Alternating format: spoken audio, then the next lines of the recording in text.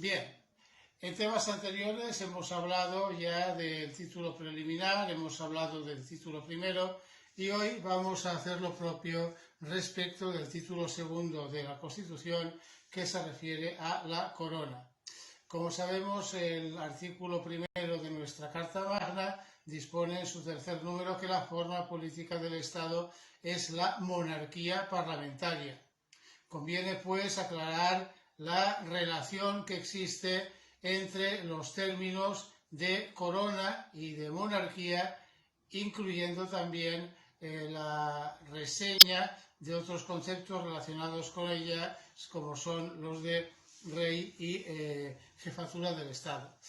Bien, la monarquía es la forma política del Estado y en este sentido viene a contraponerse a la república, a la forma de Estado republicana.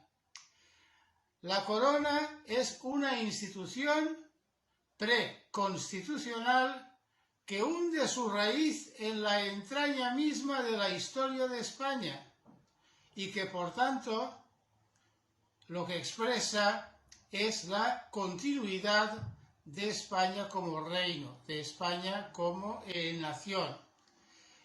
La Constitución va a dispensar atención a ambas vertientes que confluyen en la figura del rey, jefe del Estado. La vertiente monárquica, la vertiente jefatura del Estado y la vertiente corona, la vertiente rey. Refiriéndonos, en primer lugar, a esta vertiente del rey como titular de la corona, la Constitución hace 4 alusiones fundamentales. La primera alusión que hace es la que concierne a la caracterización de su papel. Se dice que el rey es el jefe del Estado y se añade luego símbolo de su unidad y permanencia. En segundo lugar, dentro de esta perspectiva de la corona, se mencionan primero la sucesión, segundo la regencia y tercero la tutela.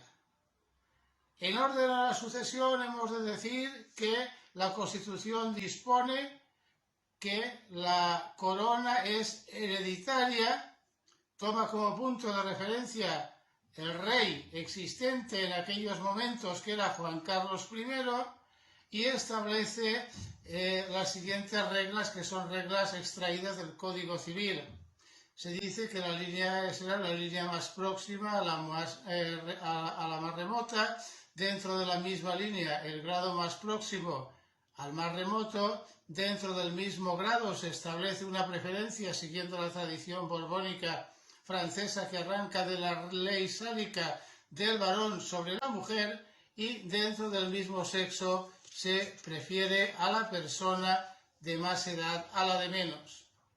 Al hablar de la regencia se establece primero el supuesto en el que entra en juego, o los 3 supuestos en los que entra en juego, y después se concretan las modalidades de la misma. En primer lugar, aparece la regencia cuando el rey, la persona llamada a ocupar la titularidad de la jefatura del Estado, sea menor de edad. En el caso de que el rey sea menor de edad, vendrán a ocupar la regencia el padre, la madre o la persona mayor de edad más próxima a suceder en la corona. Aparece luego la segunda situación en la que procede la regencia, que es la situación que se produciría en el supuesto de que el rey se inhabilitare para el ejercicio de sus funciones y esta situación fuera reconocida por las Cortes Generales. Aquí entraría a ocupar el papel de regente el príncipe heredero.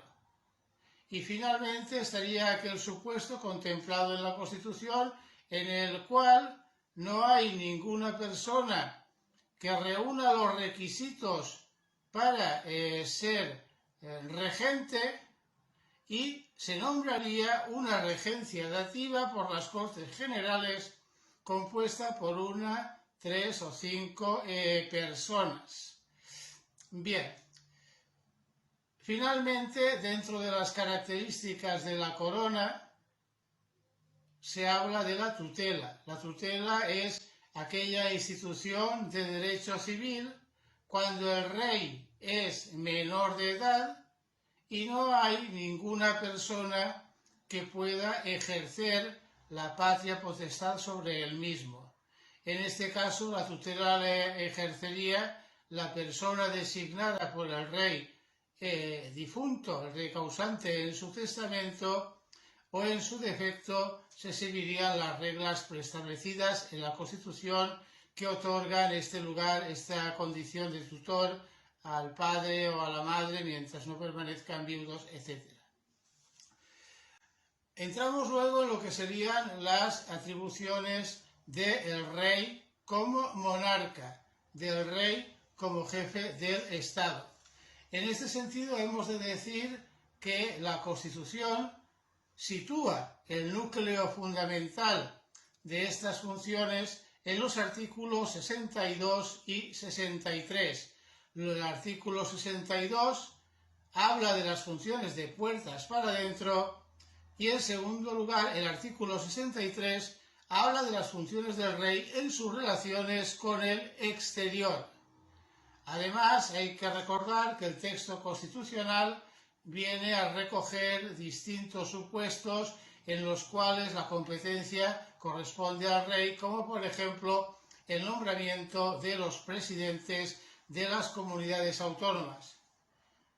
Hablando un poco con carácter general de lo que serían estas funciones del rey, previstas en estos dos artículos que hemos citado anteriormente, el 62 y el artículo 63, hemos de decir que estas funciones son de muy diversas clases, pero que básicamente estas funciones de muy diversas clases tienen en común el que giran en torno a darle una determinada forma, a darle una determinada expresión institucional, formal, a las actividades de los poderes del Estado. Y básicamente, esta actividad se centra en lo que se hace en las Cortes. En este sentido, hemos de decir que el rey sanciona y promulga las Cortes. Sancionar quiere decir manifestar su conformidad.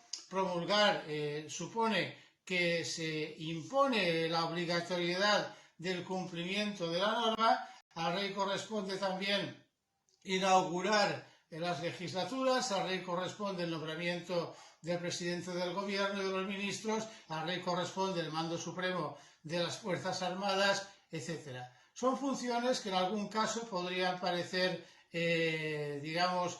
meramente decorativas, pero que tienen una sustantividad propia en la medida en que integran la fase constitutiva de eficacia de estos momentos de la actividad del Estado.